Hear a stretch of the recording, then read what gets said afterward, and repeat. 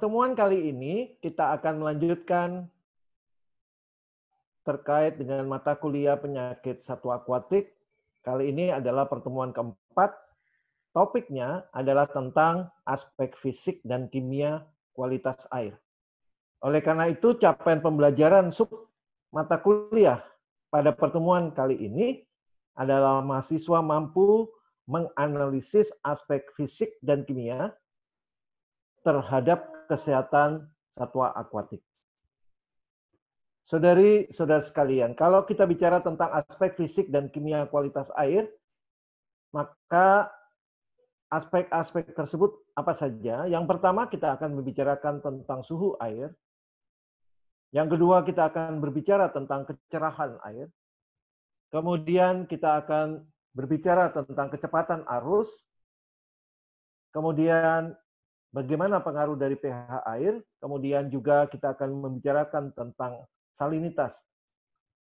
Kemudian kita juga akan berbicara tentang oksigen terlarut, BOD, kemudian kadar senyawa nitrit, kemudian kadar senyawa fosfat. Mari kita bicarakan lebih jauh lagi. Yang pertama kita bicara tentang suhu. Kalau kita bicara tentang suhu, ikan sebenarnya adalah suatu poikiloterm. Dia memiliki kemampuan adaptasi atau toleransi terhadap perubahan-perubahan suhu. Karena memiliki kemampuan toleransi, kemampuan adaptasi, maka ikan bisa tetap tumbuh dan berkembang, bertelur, kemudian juga tentu memiliki kemampuan terkait dengan daya tahan terhadap penyakit. Nah, kemampuan terhadap toleransi atau kemampuan ini tentu sangat dipengaruhi oleh tekanan oksigen, O2, dan pH.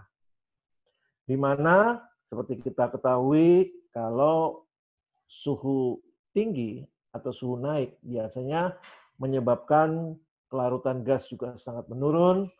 Kemudian yang berbahaya adalah biasanya gas beracun mudah larut, dan juga toksisitas logam berat juga semakin meningkat.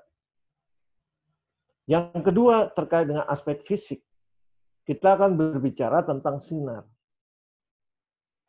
Sinar matahari itu adalah juga sangat dibutuhkan bagi kehidupan satwa akuatik. Tetapi jika intensitasnya berlebihan, tentu ini sangat berpengaruh terhadap peningkatan suhu dari air. Oleh karena itu, untuk mengurangi intensitas sinar matahari ini, perlu biasanya menambah kedalaman dari kolam budidaya atau juga menanam pepohonan di sekitar kolam budidaya kita. Tetapi kalau yang juga perlu diperhatikan, sinar ini kalau intensitasnya kurang juga tidak baik bagi kehidupan satwa akuatik. Kenapa? Karena kalau intensitas kurang, tentu akan berdampak pada produktivitas ganggang yang juga akan menurun. Kenapa demikian? Karena tentu ini terkait dengan fotosintesis yang membutuhkan sinar juga akan menjadi menurun, sehingga produktivitas ganggang menjadi tidak optimal. Kalau ini terjadi, tentu ganggang akan terganggu populasi pertumbuhannya, dan ujung-ujungnya adalah mengurangi persediaan makan.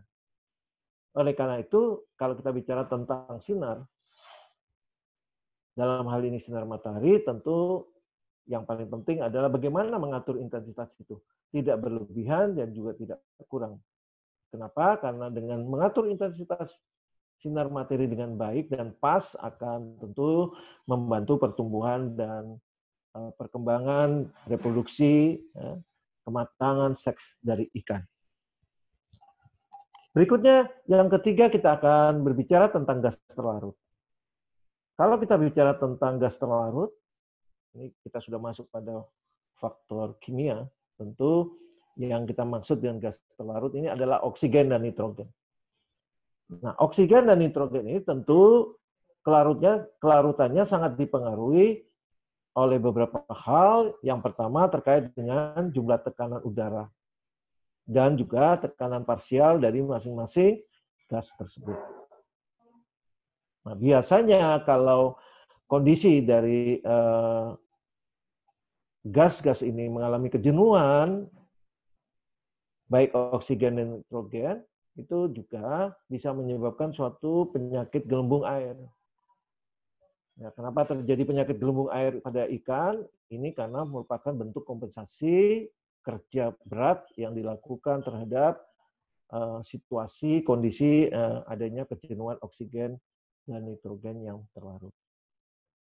Yang kedua yang juga sangat penting adalah bahwa oksigen dan nitrogen terlarut ini sangat dipengaruhi oleh kadar garam yang larut. Oleh karena itu, daya larut gas berkurang bila air itu banyak mengandung garam yang terlarut. Nah, saudara-saudara sekalian, kalau kita berbicara suhu, kembali pada suhu, maka setiap kenaikan suhu akan menurunkan daya larut sebagian besar yang terdapat dalam air.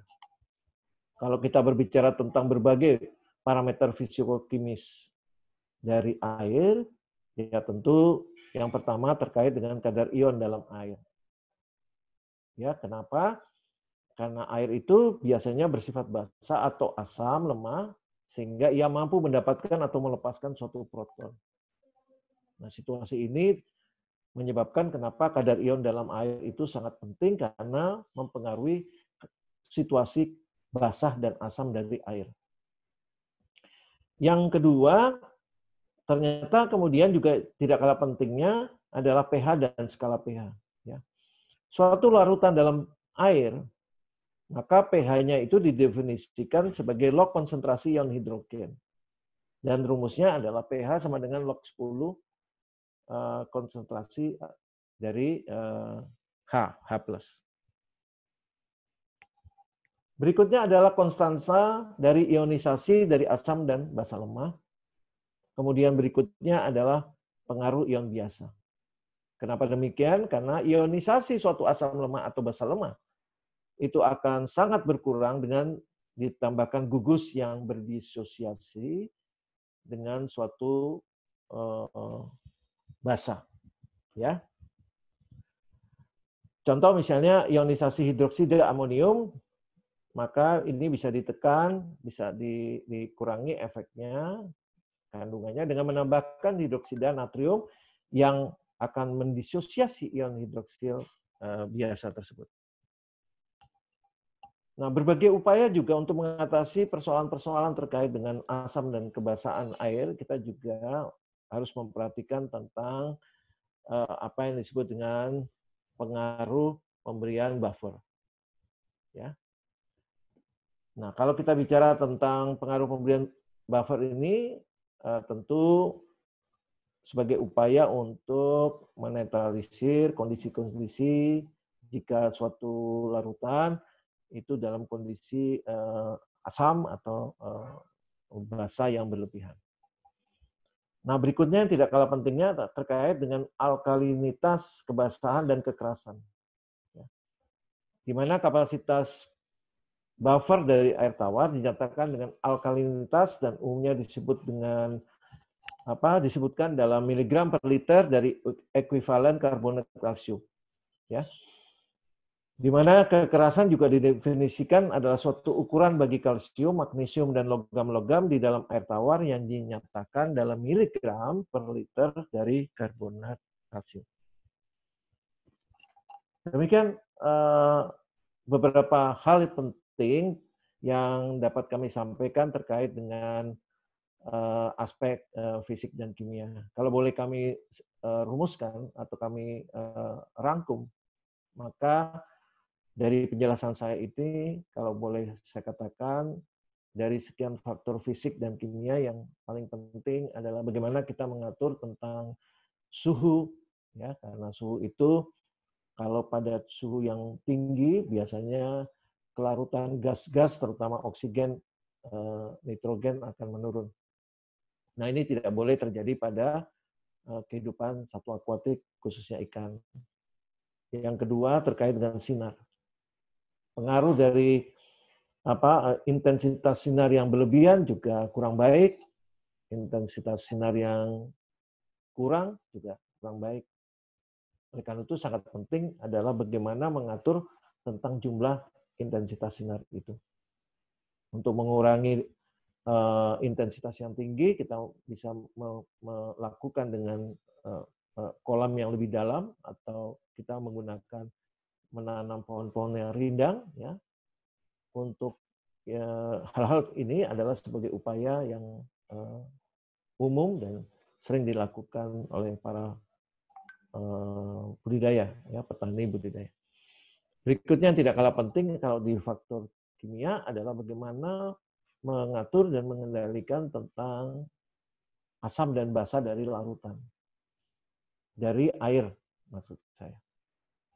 Sebab kalau situasi perairan di mana budidaya ikan satwa aquatik kita lakukan, kemudian suasananya terlalu asam atau kemudian terlalu basah, tentu tidak baik bagi pertumbuhan perkembangan. Oleh karena itu, pemberian buffer dan sebagainya itu adalah upaya untuk mengurangi keasaman dan kebasahan. Saya rasa demikian pertemuan kali ini yang keempat, dan tentu ada beberapa pertanyaan kuesioner yang nanti akan kami berikan. Silakan dilihat dan dikerjakan. Demikian, terima kasih.